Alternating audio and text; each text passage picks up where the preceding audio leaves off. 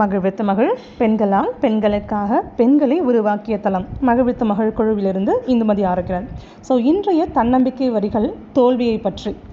தோல்வியை காணாத மனிதர்களே இல்லை. ஸோ தோல்வியை பற்றி நீங்கள் பார்க்குற அணுகுமுறை எப்படி இருக்குது அப்படிங்கிறத பொறுத்து தான் உங்களுடைய வாழ்க்கையில் வெற்றி எவ்வளவு சீக்கிரத்தில் உங்களை கட்டி தழுவ போகுது அப்படிங்கிறது நிர்ணயிக்கிறோம் அப்படின்னு சொல்லுவாங்க. ஸோ அதனால் இன்னையோடைய தன்னம்பிக்கை வரிகள் என்ன அப்படின்னு சொன்னால் தோல்வி அப்படிங்கிறத பற்றி தான். ஓகே, கருத்துக்குள்ளே போயிடலாம்.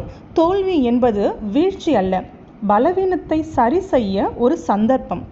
தோல்வி என்பது முடிவல்ல, இடைவேளை. தோல்வியின் கையில்தான் வெற்றியின் பேனாக்கள். தோல்வியின் வீட்டில்தான் வெற்றியின் விருந்து.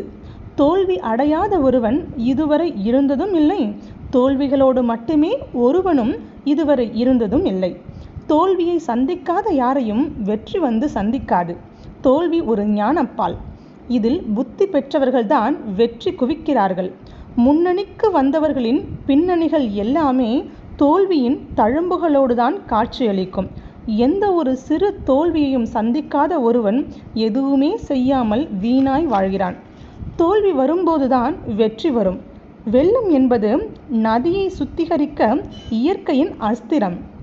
தோல்வி என்பது அகந்தையை சுத்திகரிக்கும் வாழ்க்கையின் சித்திரம்.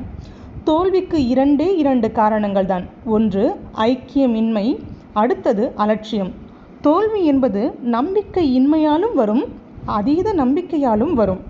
பயிற்சியே இல்லாத முயற்சியாலும் தோல்வி நிகழும். பக்குவமே இல்லாத செயலினாலும் தோல்வி மலரும். ஆவேசமான முடிவினாலும் தோல்வி வரும். ஆணவமான நடத்தையினாலும் தோல்வி வரும். அதீத கவலையுமே தோல்வியின் அஸ்திவாரம்தான். அசட்டைத்தனமும் தோல்விக்கான வரவேற்பு வளையமே. இனி வெற்றியை பற்றி.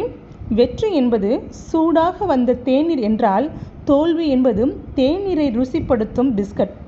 வெற்றி என்பது வரவேற்பறையில் தரப்படும் குளிர்பானம். தோல்வி என்பது வெளியே வியர்க்கும் வேர்வை. இயற்கையும் சில சமயம் தோல்வி அடைவதுண்டு. பருவமழை பொய்த்தது மேகத்தின் தோல்வி. புயல் ஓய்ந்து கிடப்பது காற்றடைந்த தோல்வி. இயற்கைக்கே தோல்வி வருகிறது. சில சமயம் நமக்கும் இயற்கையாகவே தோல்வி வருகிறது. கொசு கடித்து யாரும் கட்டு போடுவதில்லை.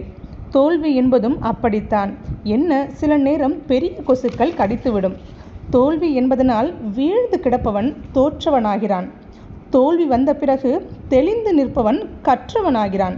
தோல்வி அடைந்ததும் எழுந்து நிற்பவன் வென்றவனாகி விடுகிறான். நீங்கள் தோற்றவனா, கற்றவனா, வென்றவனா? நீங்களே முயற்சி செய்யுங்கள். உங்கள் வாழ்க்கை உங்கள் கையில். மகிழ்வித்த மகள் இந்துமதி ஆரோக்கியர். நன்றி.